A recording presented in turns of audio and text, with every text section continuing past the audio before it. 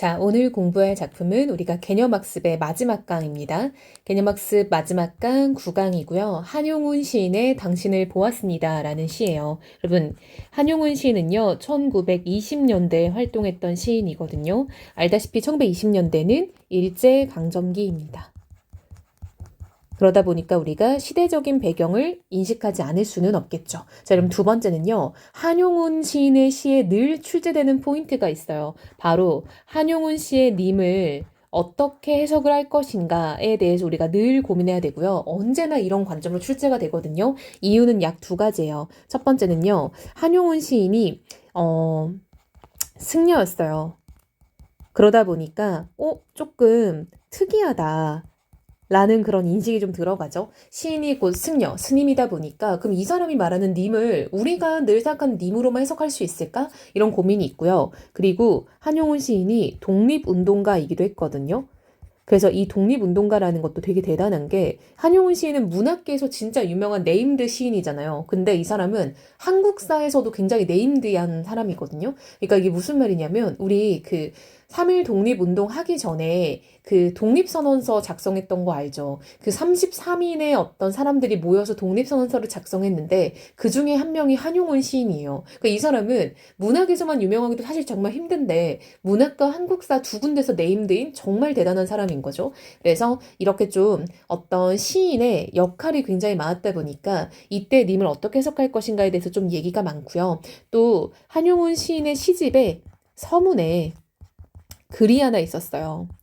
그러니까 내 시에서의 님이라 함은 그냥 귀한 사람은 다 님이다 라고 이렇게 좀 설명하는 부분이 있거든요. 그러니까 이 님을 상대방, 내가 사랑하는 대상으로 한정짓지 말라 라는 내용의 어떤 서문이 있어요. 그러다 보니까 한용운 시인의 어떤 님은 굉장히 우리가 조금 더 다방면에서 검토를 해줘야 되는구나 라는 생각이 든다라는 거죠.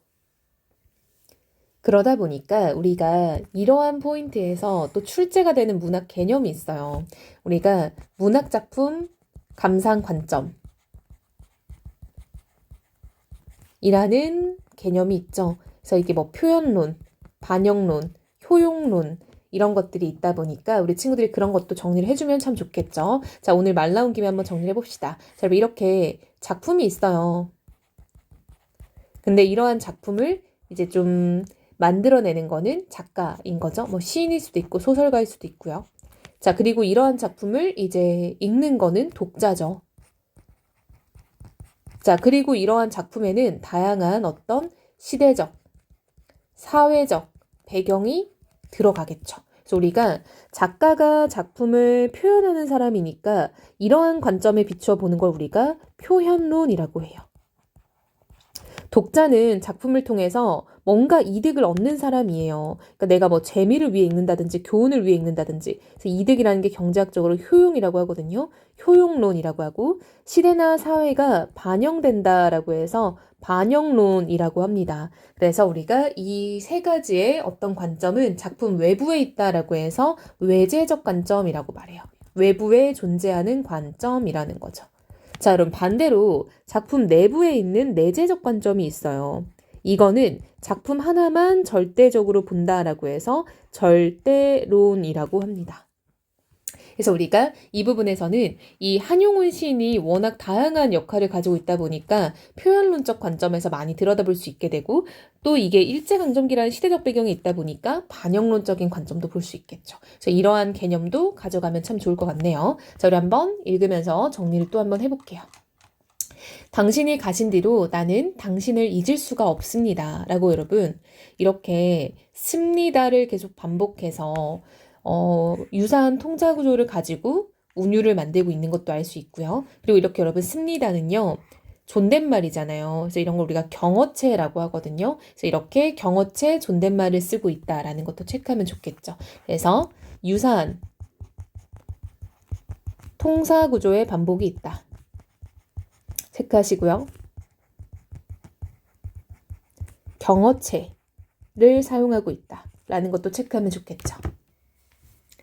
자, 이어서 한번 내용을 좀 전반적으로 볼게요. 당신이 가신 뒤로 나는 당신을 잊을 수가 없습니다. 라고 되어 있죠. 여러분, 이때 말한 이 당신이 과연 무엇일까? 이건 일단 여러분, 개념적으로는 시적 대상이다 라고 처리를 하고 시적 대상에 대해서는 나중에 고민하면 되겠죠. 까닭은 당신을 위하느니보다 나를 위함이 많습니다. 그러니까 나는 당신을 잊은 적이 없는데요. 그 이유는 나를 위해서이기도 하대요. 이게 무슨 내용일지 한번 고민을 좀 많이 해봐야겠네요. 나는 갈고 심을 땅이 없으므로 추수가 없습니다. 저녁거리가 없어서 조나 감자를 꿀어 이웃집에 갔더니 주인은 거지는 인격이 없다. 인격이 없는 사람은 생명이 없다. 너를 도와주는 것은 죄악이다. 고 말하였습니다. 그 말을 듣고 돌아 나올 때 쏟아지는 눈물 속에서 당신을 보았습니다. 자, 여러분, 지금 보니까 나는 갈고 심을 땅이 없어서 저녁거리도 없고 이웃집에 가서 꾸려고 했더니 거지는 인격이 없다라고 얘기를 하고 있대요. 자, 여러분, 우리가 여기서 시대적인 상황을 반영론적인 관점으로 한번 넣어서 읽어볼 수 있지 않을까 싶어요. 즉, 나는 지금 갈고 심을 땅이 없다라고 돼 있죠. 나에게는 땅이 없다. 우리가 일제강점기 때 국토를 박탈당했잖아요. 국권의 상실, 국토의 상실로 해석할 수 있겠죠. 그러니까 나는 얻는 게 없고요. 저녁거리가 없어서 내가 이웃집에 그걸 꾸러갔더니 그 이웃집은 야, 거지는 인격이 없어 라고 해서 나를 매몰차게 지금 내쳤죠. 그럼 이 이웃집이라는 것은 그 당시에 어떤 일제라고 우리가 한번 인식할 수 있겠죠. 그 말을 듣고 돌아 나올 때 나는 쏟아지는 눈물 속에서 당신을 보았대. 그럼 여기서 말하면 과연 당신은 무엇일까? 그쵸? 나는 집도 없고 다른 까닭을 겸하여 민적은 여러분 호적이거든요. 호적이 없습니다, 여러분. 나는 집도 없고요. 다른 까닭을 겸하여 민적이 없다라는 거는 나에겐 지금 국권을 상실했다라는 배경이 있는 거잖아요. 그래서 이 내용이 그대로 이어진다라고 볼 수 있겠죠. 민적 없는 자는 인권이 없다. 인권이 없는 너에게 무슨 정조냐 하고 능욕하려는 장군이 있었습니다. 이 장군은 여러분 이제 어떤 일제라고 볼 수 있겠죠.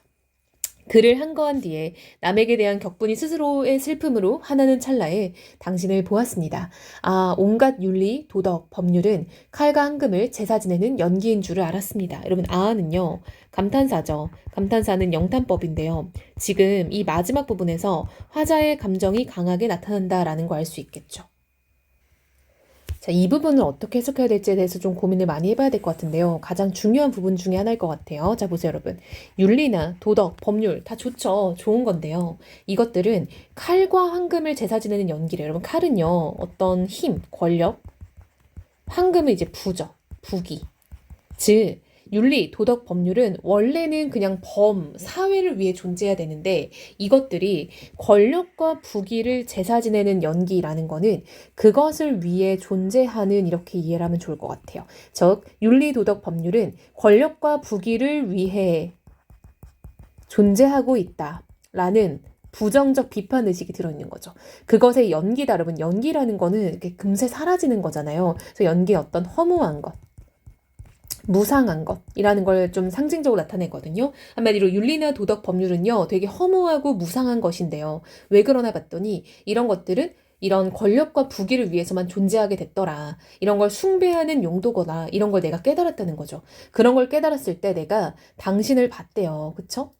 영원의 사랑을 받을까? 인간 역사의 첫 페이지에 잉크칠을 할까? 술을 마실까? 망설일 때, 여러분, 이 망설인다라는 게 내적 갈등을 하고 있다는 거잖아요. 그때 이 사람은 당신을 보았대요. 자, 여러분, 이것도 해석 어떻게 될까 볼까요? 영원의 사랑을 받을까라는 건요, 이제 죽음 이후의 어떤 안식을 말하는 거예요.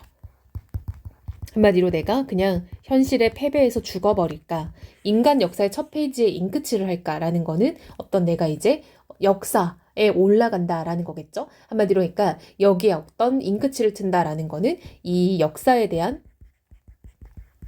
한거, 부정, 이렇게 볼 수 있겠죠. 그리고 술을 마실까? 여러분, 술을 마시는 건 여러분, 우리가 부정적 환경에서 술을 마신다는 건 체념이에요. 현실을 체념할까? 라고 망설일 때 당신을 보게 되었대요. 여러분, 이때 당신은 그럼 어떻게 해석을 할 수 있을까라고 보면요. 반영론적인 관점에서는 조국이라고 볼 수 있겠죠. 그쵸? 그리고 우리가 이것을 또 표현론적인 관점에서는 부처, 진리라고 볼 수 있겠죠. 그래서 우리가 반영론적인 관점에서는 조국,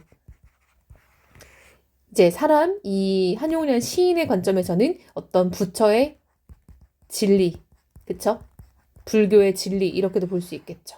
그래서 내가 그렇게 힘들어했던 때에 결국 당신이라는 어떤 진리나 부처나 조국에 대해서 다시 한번 깨닫게 되었고 내가 마음을 다잡게 되었다라는 내용이다라고 볼 수 있겠죠.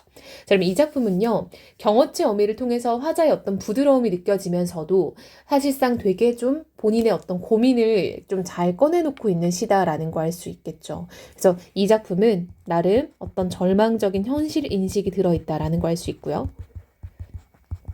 그 와중에도 포기하려고 하기보다는 어떤 의지적으로 극복하고자 하는 게 지금 드러나 있다라고 할 수 있겠죠.